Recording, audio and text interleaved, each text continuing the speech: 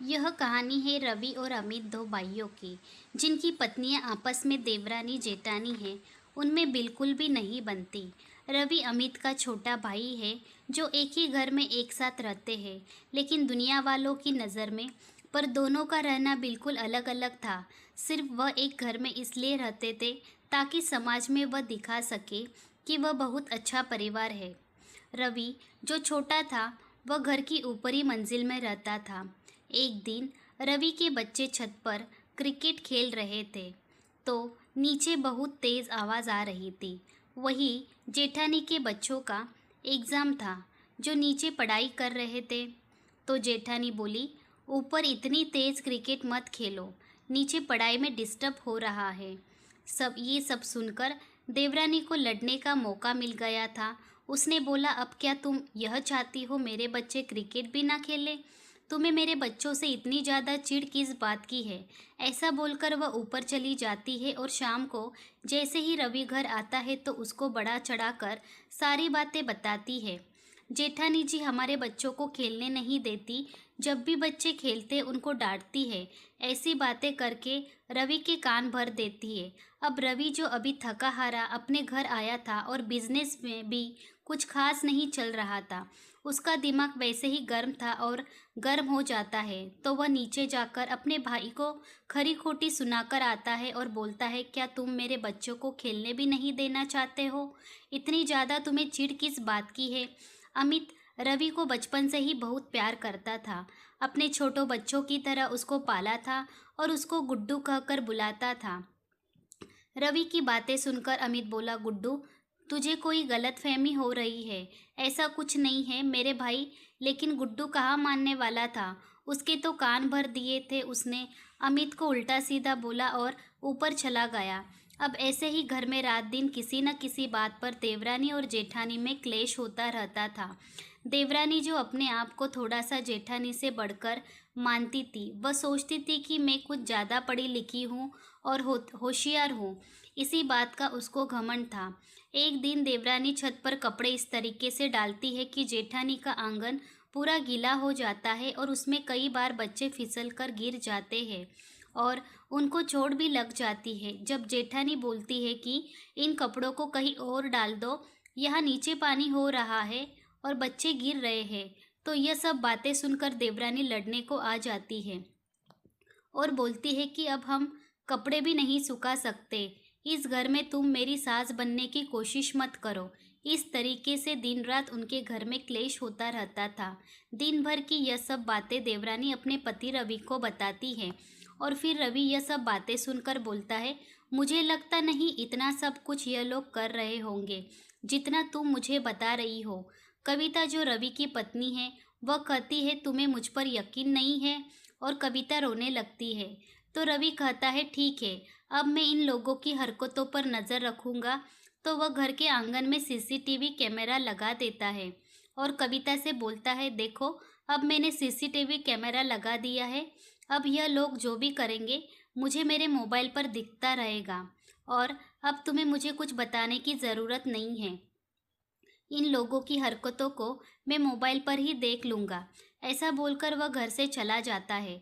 कुछ दिनों बाद जब रवि अपने काम के सिलसिले में बाहर गया होता है, तो वह अपने मोबाइल पर अपने घर की गतिविधियों को चेक कर रहा होता है।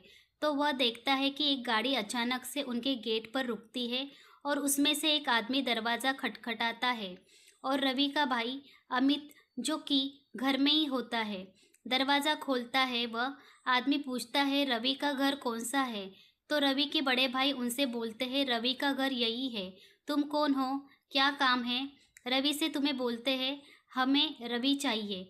हमें रवि से काम है, उसने इस गाड़ी का लोन जमा नहीं कर रखा है। अगर 4 दिन के अंदर लोन जमा नहीं करा तो हम उसको कोर्ट में लेकर जाएंगे और उसकी गाड़ी उठाकर ले जाएंगे। अभी यह सब बातें सुनकर अमित बहुत घबरा जाता है, लेकिन अमित रवि को बहुत प्यार करता है। तो वह उन लोगों से पूछता है, कितने रुपए भरने होंगे? तो वह बोलते हैं, 2 लाख जमा करने हैं। अब जो अमित एक सरकारी कर्मचारी था, वह अंदर जाता है और एक चेक में साइन करके 2 लाख भर देता है और रिकवरी वालों को दे देता है। रवि यह सब अपने मोबाइल में देख रहा होता है, लेकिन उसको यह समझ नहीं आ रहा होता है कि यह सब चल क्या रहा है। अब जब शाम को रवि घर आता है, तो वह देखता है कि उसके मोबाइल पर एक मैसेज आया है कि तुम्हारा कार लोन भर दिया गया है। इस टाइम का मैसेज अपने मोबाइल पर देखकर वह हैरान हो जाता है कि उसने तो कोई लोन नहीं भरा, फिर उसका लोन किसने भरा। तो वह फिर अगले दिन लोन ऑफिस में फ़ोन करता है, तो वहाँ से पता चलता है कि वह लोन उसके बड़े भाई ने भरा है। यह सुनकर रवि की आंखों में आंसू आ जाते हैं कि जो बड़े भाई को कितना गलत समझता था और उनको नापसंद करता था, आज उसने उसकी इतनी बड़ी मदद करी है। लेकिन रवि फिर भी यकीन मानने को तैयार नहीं था, तो वह कुछ नहीं बोलता है और उसका बड़ा भाई इसके बारे में उसको कुछ नहीं बताता। अब एक दिन रवि जब वह अपनी स्टेटमेंट चेक कर रहा होता है, तो उसे पता चलता है कि वह पैसे उसके बड़े भाई अमित ने भरे हैं। अब वह समझ जाता है कि जिस भाई को मैं गलत समझता था, उसने आज लोन के कर्ज से परेशान भाई को मुझे कितनी बड़ी मुसीबत से निकाला है। अब वह जब शाम को अपने घर आता है, तो उसकी पत्नी फिर कुछ न कुछ बोलकर उसके कान में भर रही होती है। उन्हें आपस में लड़ने की कोशिश करती है, लेकिन इस बार रवि उसे बोलने देता है क्योंकि उसने कैमरे लगाए होते हैं। तो वह बोलता है, मुझे तो ऐसा कुछ नज़र नहीं आ रहा है जैसा तुम बोल रही हो। अब उसकी पत्नी परेशान हो जाती है कि यह कैमरा तो बड़ी आफत लगवा ली है, इससे तो मेरा प्लान सक्सेसफुल नहीं हो रहा है।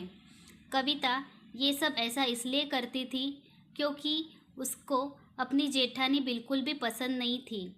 उसमें कविता की भी कोई गलती नहीं थी, क्योंकि कविता की सहेलियाँ इस तरीके से उसको भड़का दिया करती थी, जिसकी वजह से उसके मन में अपनी जेठानी के लिए नफरत हो जाए।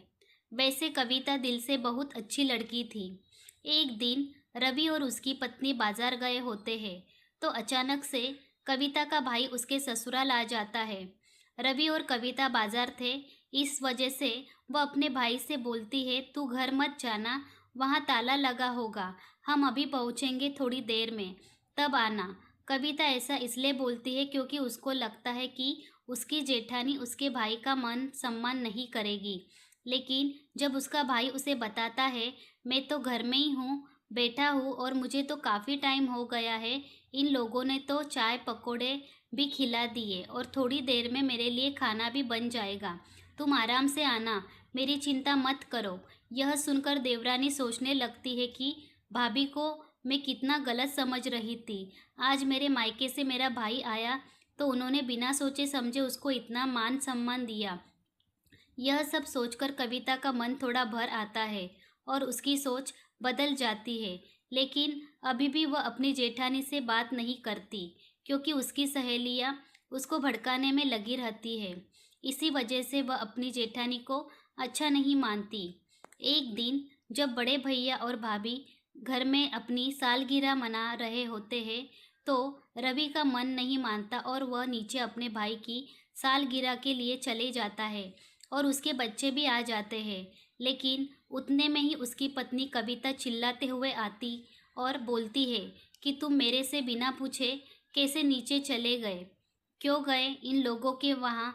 यह सुनकर रवि को गुस्सा आ जाता है और वह अपनी पत्नी पर हाथ उठाने वाला ही होता है, तभी उसकी जेठानी बीच में आ जाती है और रवि से बोलती है, खबरदार, अगर तुमने इस पर हाथ उठाया तो भाभी बोलती है, अगर कविता को पसंद नहीं तो तुम्हें उसकी बात माननी चाहिए, क्योंकि वह तुम्हारे लिए इस घर में आई है और वह तुम्हारी पत्नी है, पत्नी का साथ देना चाहिए।